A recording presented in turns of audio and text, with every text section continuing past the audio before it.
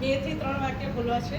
સૌથી પહેલા કે જે વિદ્યા આરતી શ્રદ્ધા ભક્તિ બોલી રહી છે કે એના સંતાનોને મનસુખભાઈનો વારસો મળ્યો, પણ એની પહેલા મારા સંતાનોને મનસુખભાઈનો વારસો મળ્યો છે.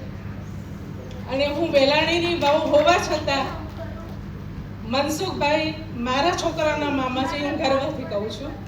અને કદાચ હું આજે ઊભી છું એ મારા પપ્પાને લીધે ઊભી છું કે મારા પપ્પા અને Mansukhbhai both are good friends.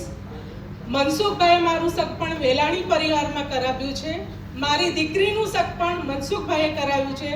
અને હું એ કહેવા માંગુ છું કે લગ્નના સંબંધો બધા, લોહીના સંબંધો બધા, પણ મારા તો કર્મના સંબંધો છે અને હું તમારી કરજદાર છું કે તમે મારા કરજદાર, એ મને ખબર નથી.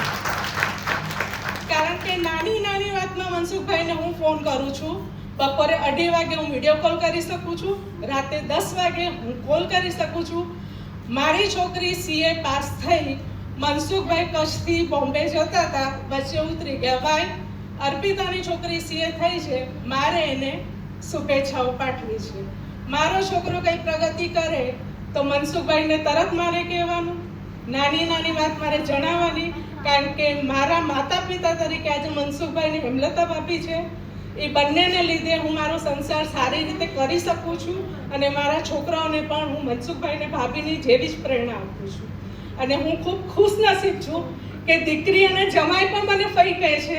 એટલે દીકરીઓ તો પોતાની લાગણી બતાવે, પણ ખરેખર મને ટચિંગ છે, હરેશથી છે, કિશનથી છે, પરેશભાઈ થોડાક મારાથી દૂર છે, મંથન ટચમાં છે, છોકરીઓ તો બધી ટચમાં છે આપણી સાથે, અને એમના છોકરાઓ પણ. અને બસ એટલું જ કહેવું છે કે લગ્ન જીવન તમે 50 વર્ષ પૂરા કર્યા, આવી રીતે કરતા રહો, શારીરિક માનસિક સ્વસ્થતા મળી રહે, સમાજને મદદ કરો છો અને મને તો ખાસ મદદ કરો છો. Thank you very much.